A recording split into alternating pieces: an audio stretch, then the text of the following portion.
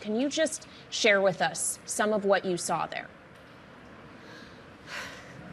Thank you for having me, and I appreciate the opportunity to talk about the absolute savage butchery that occurred starting on Saturday morning, perpetrated by Hamas, whose charter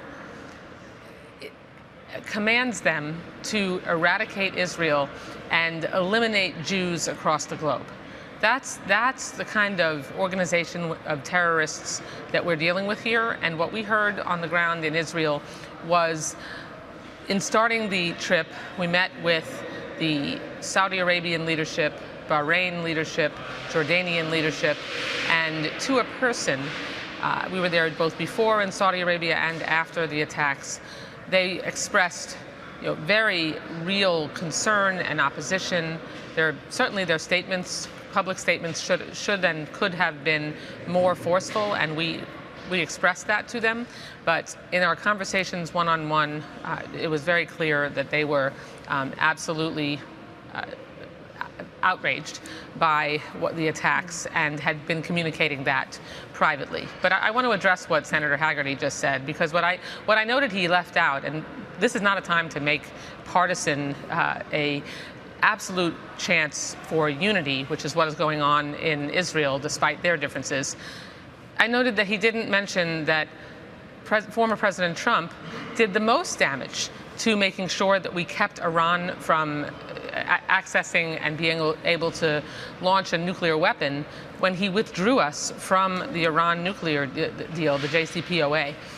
Instead, now today, they are nearly a couple of weeks from breakout, and that the sanctions regime that was in place, the intrusive inspections that were critical, were gone as a result of President Trump's irresponsible, unnecessary withdrawal. There's so much more that we need to do. We need to stay unified. Because it does seem, Congresswoman, like the rhetoric's getting pretty hot all the way around on here. One side. Instead on one side. Well, I won't get into that with you, but I want to hear from you on the Biden administration's posture now that particularly the Secretary of State has arrived in Tel Aviv and is traveling through the region.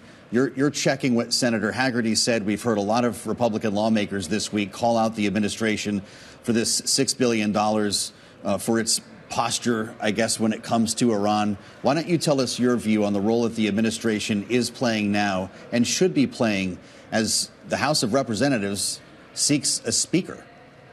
Our delegation, led by Senator Joni Ernst, bipartisan, bicameral, Jimmy Panetta, Donald Norcross were both with us, as were Darrell Issa and Marionette Miller-Meeks. We heard universally from Israelis, especially Prime Minister Netanyahu and opposition leader Lapid and others, that they were so thankful and appreciative for the universal, very focused, unified support of the Biden administration. Today, we heard Secretary Blinken's remarks that were very sober, very serious, very clear that Israel not only had the right, but the obligation to defend herself, that the United States would step up and be there all the way through the process. You know, words matter, but deeds and action matter more. And that is what has been notable throughout this entire last few days, and the appreciation and unity that is occurring, which we saw on the ground in Israel, and that is occurring across the globe of the civilized world, that is devoted and committed to destroying the Hamas terrorists who want nothing more than to destroy civilization. That's what this is all about. So, Congresswoman, we only have about a minute left, but for the U.S. to continue supplying Israel with what it needs, arguably you're going to need a speaker sometime soon to get aid through Congress. Are we reaching a point, given the gravity of the situation, where Democrats might need to help that happen and get the gavel to Steve Scalise?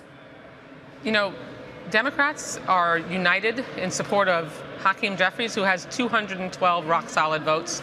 Republicans are in chaos. At a time when we, in just a few short weeks, are going to need to step up and provide assistance to Israel, we have to make sure that we get the budget done before the CR runs out in 36 days. We need the adults in the room, the Democrats, to be able to make sure that we can help, once again, come to the rescue of Republicans who are in chaos and dysfunction. I hope they decide who they're going to nominate for Speaker. We're going to be behind Hakeem Jeffries, and we, of course, stand ready. Are you seeking 5 Republicans to vote for Hakeem Jeffries? We're seeking anyone who is ready to support Hakeem Jeffries and let us move forward, because once again, it's going to be very clear that because of Republican dysfunction, we're going to have to make sure we pass the CR, and we're going to have to make sure that we are the adults in the room, which we will do.